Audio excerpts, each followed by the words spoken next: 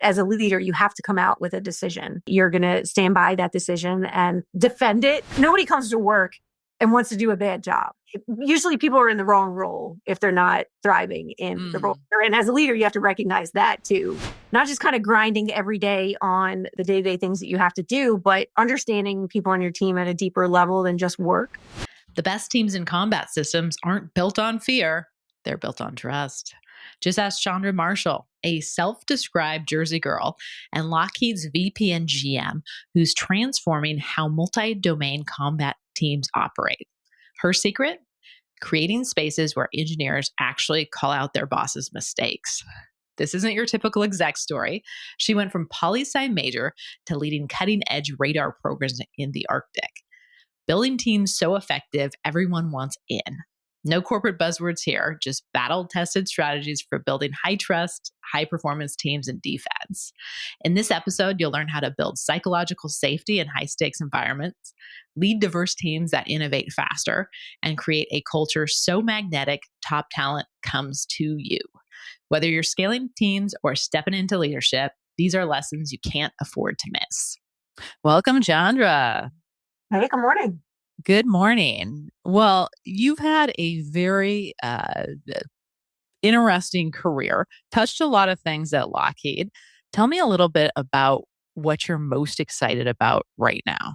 Yeah, so I recently, I've been with Lockheed for 24 years, and I recently took on a new role as Vice President of our multi-domain combat systems and our General Manager for all our New Jersey sites.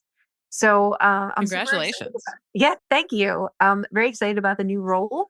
I've the previous 4 years I've worked in radar. So this is a new business area for me, new people, customers that are kind of new, but a lot that I've worked with in the past in my previous roles. So definitely excited to lead a new group of people. Well, congratulations. Now, backing it up a bit, nobody gets named this type of large leadership role at Lockheed without a lot of learning and backstory and blood, sweat, and tears.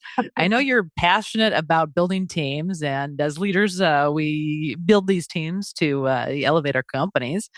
Tell me a little bit about your philosophy around building that team and what that means now in your current role. Yeah, I think over the course of my career, I've worked really challenging programs and led really challenging programs. And when you do that, you learn very quickly that you have to create a culture within a team where folks feel safe, that as a leader, that you have their back as you're working through really hard and challenging things. And just an environment where people aren't afraid to have the hard conversations of, when you're working something really challenging, that you can go to your leader and say, I need help. I don't know certain things. And, I'll say the biggest thing that I've learned over the course of my career is, have your team's back. And if you show up that way and you give people that experience over and over again, you'll find that people want to work on your team. And that your team will produce much better results because they're not afraid to take risks, to make decisions, and know that you're going to be with them along the way. Have your teams back. Now, Yes. Usually when we think of primes, we think of having 5 bosses and, having to fight good ideas out at a table. What does that mean to you? Does that mean never, all loyalty above else, even when their idea is wrong and you talk about everything behind doors? What does that mean to you? Yeah, it's interesting. It is a very large organization at Lockheed Martin. So when we have to make really hard decisions, we do typically have to go a couple levels up to get approval on those things. I'll say when I lead teams, what I like to instill in my team is that as we're coming through the really hard discussions, that we have those together, that we hear everybody's opinion and thoughts on the matter. But at the end of the day, as a leader, you have to come out with a decision. And that decision, you need to make sure that everyone understands that they were heard and that, as you go up the chain in leadership approvals, that you're going to stand by that decision and, defend it to the core, Stay the right? course. Stay the course. And people like to, call me Mama Bear, right? Because I'm very protective of my teams. And once we come up with what we think is the best decision, we will charge forward and go to the hill together to make sure that we get it through. Mm-hmm. Now, you That's really mentioned to me earlier one time where you got corrected in front of your boss. Yeah. Tell me how that played out. And was it somebody on your team underneath you that was correcting you? Or let's hear that story. Yeah. So, in the course of different reviews that we had, it was generally that doesn't play well. Like people remember that when they go to interviews. Yeah, but it was actually the opposite, right? So we were in this meeting, we were going through something, and I had answered a question incorrectly. And one of the folks on my team, Like a technical question or just like just a technical question, something. So one of the team members called me after the meeting and said, "Hey, just so you know, you didn't answer. Like this is the answer to the question, not what you said." Yeah, and And I it's was black like, white. Mm-hmm. Yeah, I'm like, why didn't you correct me right at that moment? In front of my boss, because I didn't want to get fired. So what was really important to me is to communicate, to this individual. And also, I made sure I did it in my staff meeting with everybody that said, "Hey, look, if I say something wrong, correct me, right? It's not going to offend me. I would rather have the right information portrayed than to just look good in front of my boss." Right. And from And then I forward, think you're an outlier in that perception and conveying that because, as a, second gen recruiter, we've heard a lot of stories where that does not play out that way. So you're saying, hey, that's part of the bigger picture of welcoming, a safe place in terms of that kind of vulnerability. And you're leading with that first. Absolutely. And I think that there's certain ways to do it, right? Like someone can't say, "Hey, you're wrong," right? But hey, this, amplifying and different information. I think there's a proper way to do it. So you don't offend somebody. But yeah, I mean, leaders, God, as a leader, you're never the smartest one on your team, and you never should be. Right. So you never should be the smartest No. one on your team. No. Let's unpack that. Why not? Okay. You're never going to be the expert in everything. So, one of my big philosophies on team building, and I'll say this has evolved over my career. Early on in my career, I would kind of build a team where it's like, okay, a lot of it, like people like me, right? Personality wise, and, people that, I just saw as very compatible to me. Mm-hmm. What you learn over the course of your career is that you have to have a mix of people. You can't have everybody that's like you on your team, or you're never going to come up with the best solutions to things. You need different people that come at things from a different way. I'm a type A personality, right? Maybe somebody that is a little more, kind of sits back and listens and thinks a little bit more versus acting, right? I think you need a combination of personalities on your team to really make an effective team. And that's been the core of what's driven me as a leader, probably over more than the last decade. But I learned that really quickly as a leader. You can't have everyone that's like you. Well, and then so I've read it multiple times. It's on my nightstand because I just read it again. Cialdini's Persuasion. We know that one of the, just human things that we do, we're attracted to people that feel similar to us. And that can be, age, gender, race, whatever it is. And it cuts across a bunch of lines. So you're saying, hey, I took this conscientious approach to get a team with some diversity among skills. In the interview, how do you take that just natural human bias of liking, similar stuff and think that's my person? Yeah, I think it's really kind of, asking different questions and vetting out what someone's thought process is. Yeah. And you can tell pretty quickly if it's like the exact opposite of how you would have answered a question and how they're thinking differently. But then to not hold that against them, to be like, oh, that's interesting, as opposed to, oh my God, you bombed that question. Yeah, because, honestly, I've learned what a detriment it has been on previous teams that I've managed. Again, you can't With have that group thing. A team of all type A personalities, right? Everyone's going to be running 1,000 miles an hour, and there's going to be no one kind of stopping and thinking, saying, wait, have you thought about this? So yeah, it's hard, right? You tend to gravitate towards people like you, but I think you learn pretty quickly as a leader, you can't be effective that way.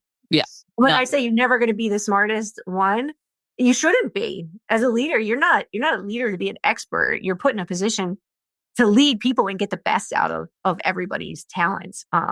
So I don't believe you should ever be, the expert in whatever you're leading. You're not supposed to be. Mm-hmm. Well, and you've driven some super smart projects. So let's talk about the long range discrimination radar program, but also in the specific context of how your leadership approach impacted that project. Yeah, so that project was probably one of the most difficult projects that I've done in my career. How come?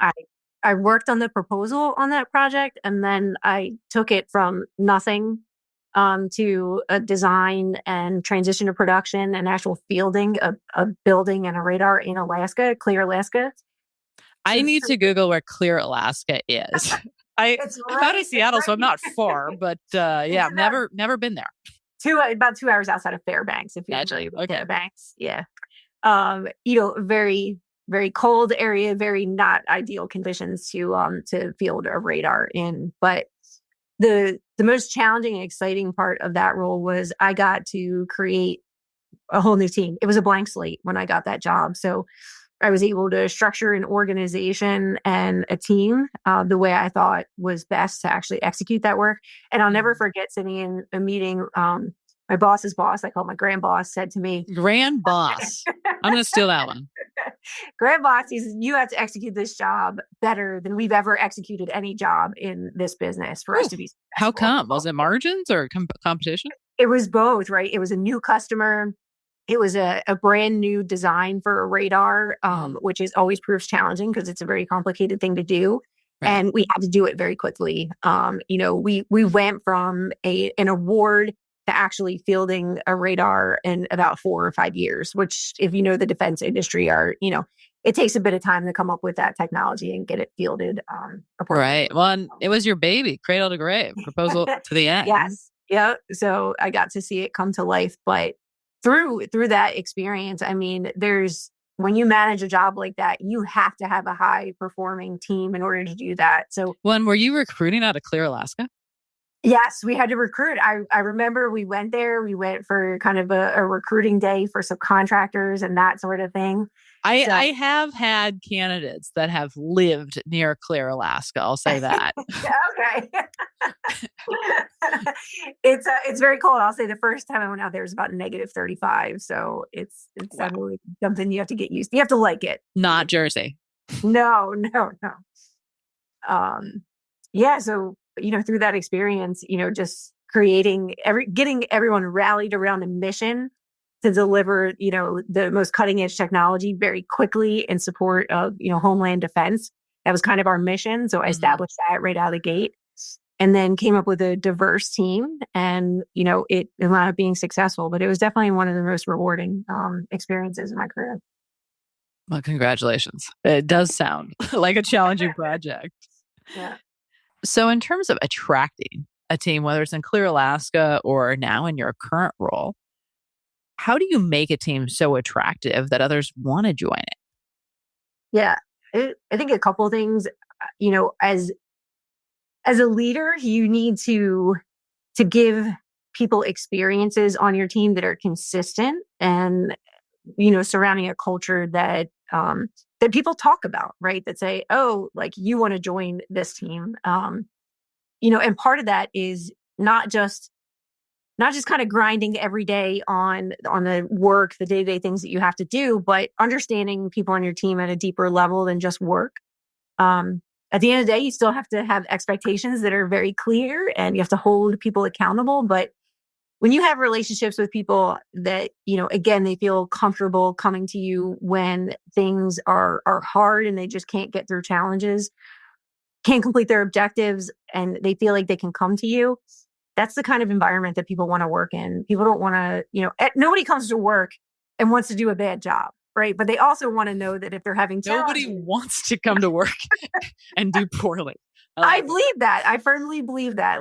And if people, and this is a whole separate topic, but usually people are in the wrong role if they're not thriving in the role they're in. As a leader, you have to recognize that too, and make adjustments. But I think having your teams back, being consistent on that, because people will talk about that, because there's a lot of leaders that, when things go bad, they kind of hide in the corner, and you can't do that, right? You have to take the good and the bad and, stand up and take the heat for it as a leader, right? No matter what happens, and have your teams back. And again, creating that environment where people feel comfortable coming to you, whether it be if they're having struggles, in their personal life and they need some extra help to get done whatever needs to get done, or they just need some extra, horsepower to get through the objectives that they have to achieve.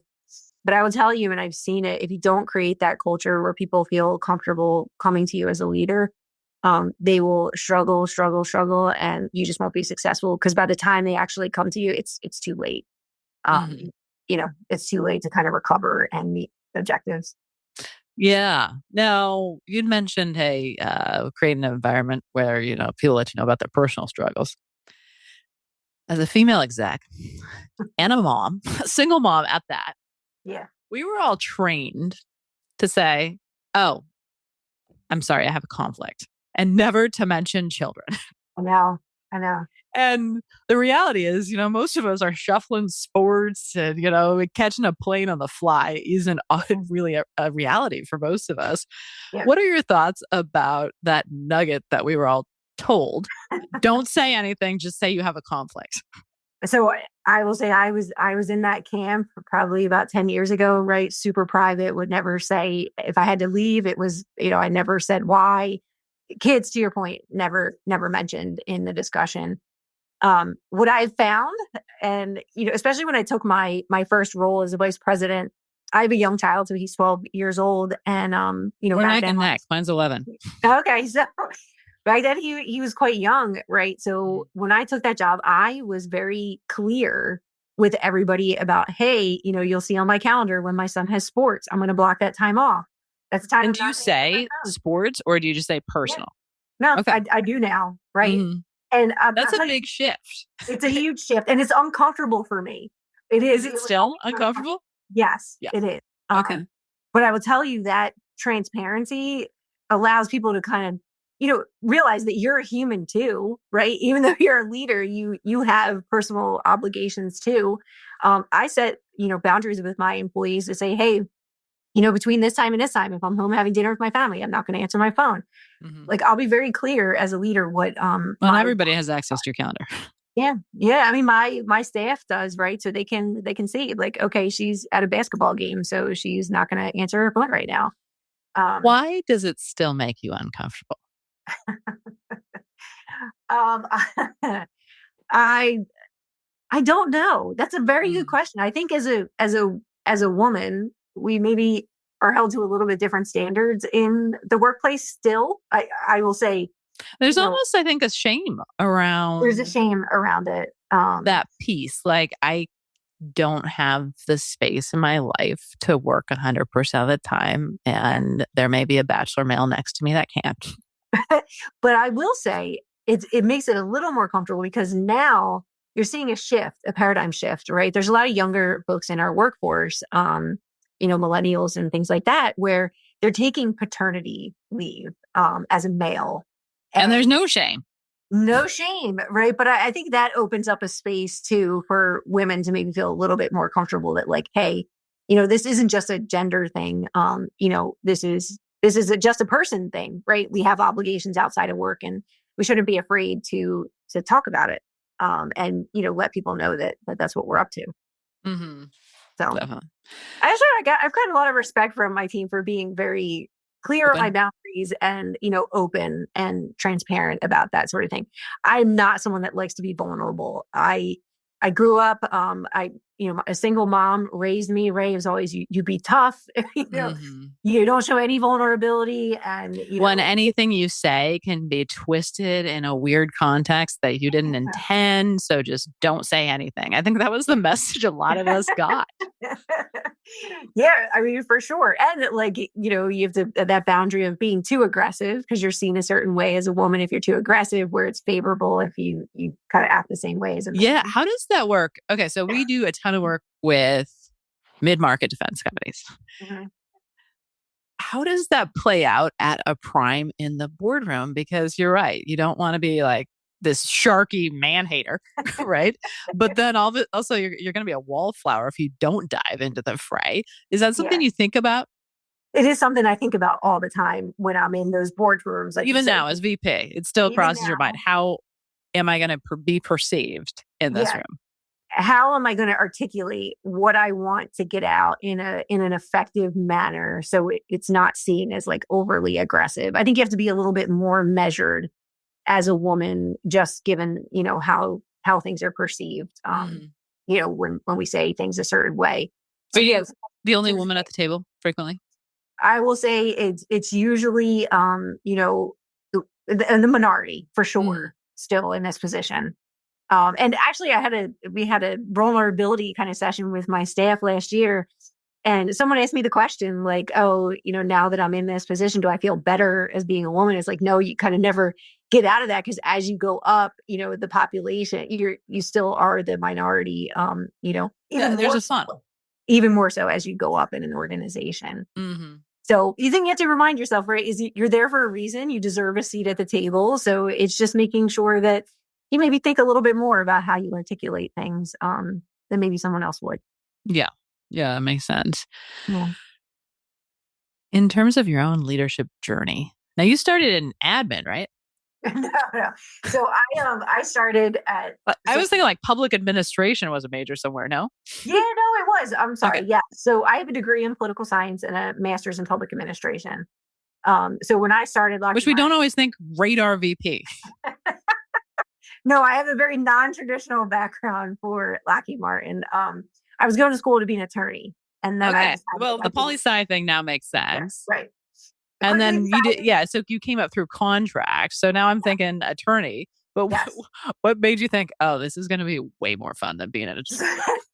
So it wasn't actually something that was on my radar, no pun intended. But someone, a vice president, had come to me and said, "Hey, I think you would be really good at being a program manager in this organization." And that was based on my personality. I was aggressive, coming in as a younger person in the workforce. So that's how I transitioned. Someone came to me and said, "I think you'd be really good in this." And kind of forever grateful to that person, right? Because it kind of set me on that trajectory that. Okay, so Nicole Robinson. I'm assuming you're an amazing woman. She was on the show recently, and we can link it up. And she was like, I think so often as women, we have this Cinderella, like, I want to be picked thing. And I would tell everybody, raise both hands up and charge forward because nobody's picking you. Yeah. But you got picked. I got picked. Because of that, what message do you have for the up and comers on your team as well? So would Men and women that are doing the picking or have the capacity and the power to do that picking. Yeah, I think a lot of times people are so focused on what like their career roadmap looks like that they forget that the most important part is actually doing a really good job at what you're doing. Mm-hmm. And if you do a really good job at what you're doing, you will get noticed and get picked for certain things, right? If you're just so focused on, okay, I need to do this step next, this step, blah, blah, blah, you kind of lose sight of like, hey, you just need to really do a good job and you'll get noticed. And I think part of it too is also having good mentors. And I was fortunate enough in my career to have really strong mentors, both male and female, in the course of my career to, when people came to me and said, hey, I need you to go do this, having that discussion and saying, okay, is this the right thing for me to do?